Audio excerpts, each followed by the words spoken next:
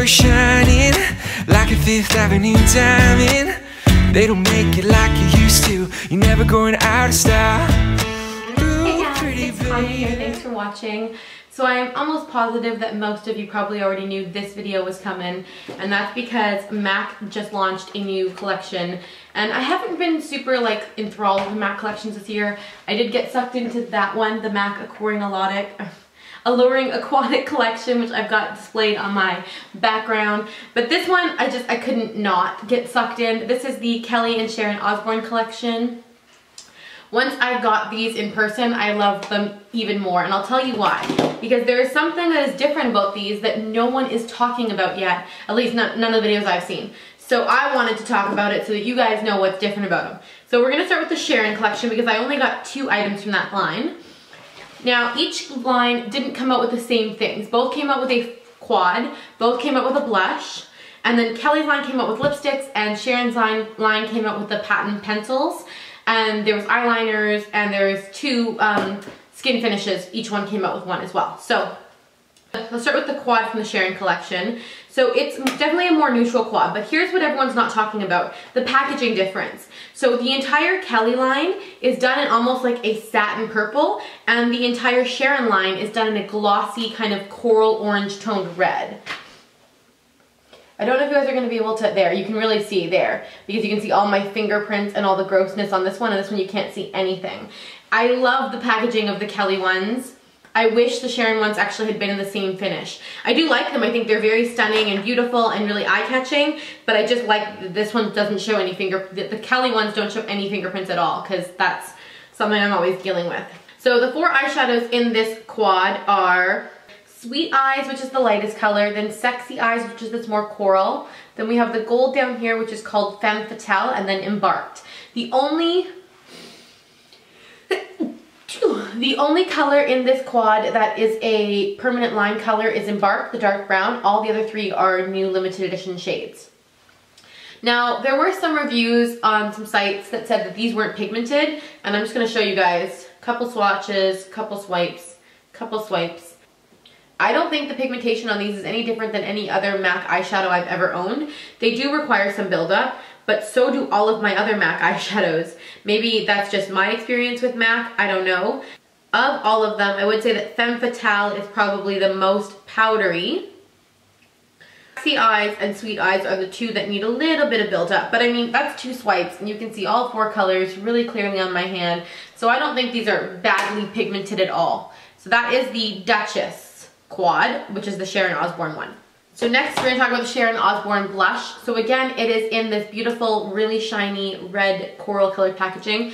And this one's called Peaches and Cream, and it's a satin finish. My lights are acting really funny today. You're not getting it all a color, an accurate color. Back here you're getting more accurate. It's kind of like a peachy pink color. It's really pretty. And swatched, it's beautiful. I'll give you guys a hand swatch of it. You guys see that? Oh, it's so pretty. It's kind of a more vibrant, it reminds me of the same shade family as Peachy Keen, but it's definitely more pink and more vibrant. I am wearing it on the back half of my cheeks today. I'm also wearing a lot of highlighter. I'm wearing it on the back half of my cheeks today, and then on the front, on my apples of my cheeks, I'm wearing the blush from the Kelly Osbourne collection, so let's talk about that.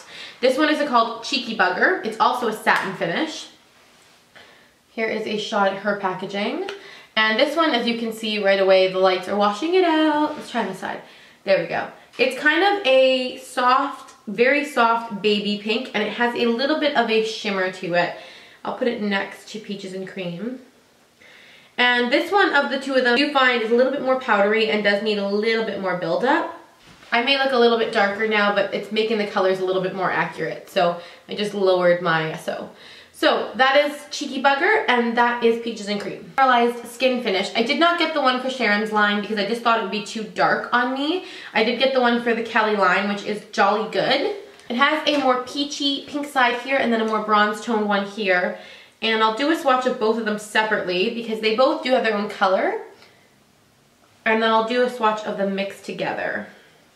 So that is together and those 2 are separate. You know you are fair skin toned when you can actually use this as a contour bronzer and actually create dimension in your face. That's what I did with this today. I put it along the hollows of my cheeks, along my jawline and my temples, and it really did make a difference. And that's when you know you're really pale, because that's a really lightly colored skin finish as it is. And so the fact that I can use it as contour means that I'm probably pale as a ghost. Let's talk about the Kelly Osbourne Quad. So this one is called the Bloody Brilliant Quad. Again, 3 of the colors are brand new limited edition, and then Shadowy Lady is a regular line MAC purple color. This one I did find needs a little bit more work than the Sharon one. You have to kind of swatch it. I really love the matte crease color. I also kind of like the lighter purple, but Shadowy Lady, as always, is stunning. And when I say a little buildup, I mean a little. I don't mean a lot by any means. Shadowy Lady needs no buildup, as you can see. It's a color that you should be really comfortable working with before you start working with it. I'm going to do 2 swatches of all the other colors so that you guys can actually see them. Truthfully though, 2 swatches is not pigmented. A lot of people like to just dip and go, and I mean that is preferable, but if you can't dip and go, 2 swatches is not bad for opaque color. So that is the crease color that I really like, and then it's the purple color. It's probably the least pigmented of all of them, and then the shimmery white. So let's talk a little bit about lips. I only got 2 of the lip colors, and I'm going to put on Riot House first. So Riot House is a beautiful creamsicle orange. I was a little concerned about the wearability of this color, and I will start by saying it is a matte finish. So if you have cracked lips, chipped lips, if you have like not very smooth lips, I wouldn't recommend this, because it does require near perfect lips to apply it to even look decent. And it is not entirely the most wearable color. It's kind of different. I do like it. It's more peach tone nude. I will try and find a way to use it. I think it might look good with a like a purpley eyeshadow look. I mean, it does kind of dead out my face a bit, but I wonder if I throw like a more peachy tone lip gloss on top, what we'll get. Let's try this. This is the Laura Mercier Baby Doll. So there you go, with the Laura Mercier Baby Doll on it. I don't know if it's the matte finish or the color itself that makes it so unwearable, but with the Laura Mercier Baby Doll on top, it just makes a really nice peach color. Next we have the Kelly Osbourne Kelly Yum Yum lipstick. Now this is a lot like Candy Yum Yum, but it is a satin finish, which a lot of people are going to like more than the Candy Yum Yum matte. You will notice I only have it on my lower lip, and that's because I'm going to go ahead and apply Candy Yum Yum to my upper lip so you can see the difference. So Candy Yum Yum is just more blue tone, and Kelly Yum Yum is more kind of a wearable pink. I'm going to get really close, and you can definitely see the difference in their finish. Combined, they're beautiful. I would say as far as all the lip products in this line go, Kelly Yum Yum is a must own. I just think it's so beautiful. And I love the finish of it. So yeah, entire Sharon and Kelly Osbourne haul, but I also did pick up one of the Pedro Lorenco lipsticks from MAC.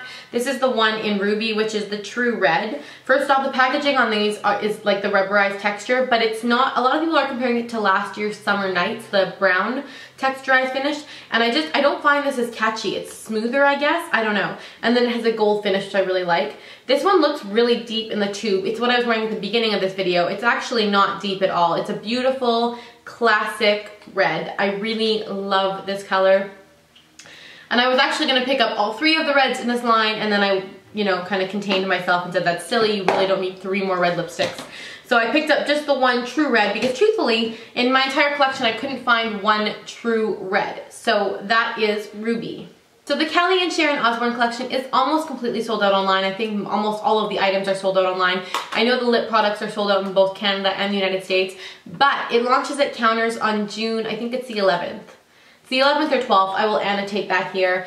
But it launches this week coming up, so if you liked anything that you saw, get out there, pick it up, because this stuff's gonna go really, really fast. That's it, that's all for this video, guys. Thank you so much for watching, and I will see you in my next one. Bye. Hey, we play it like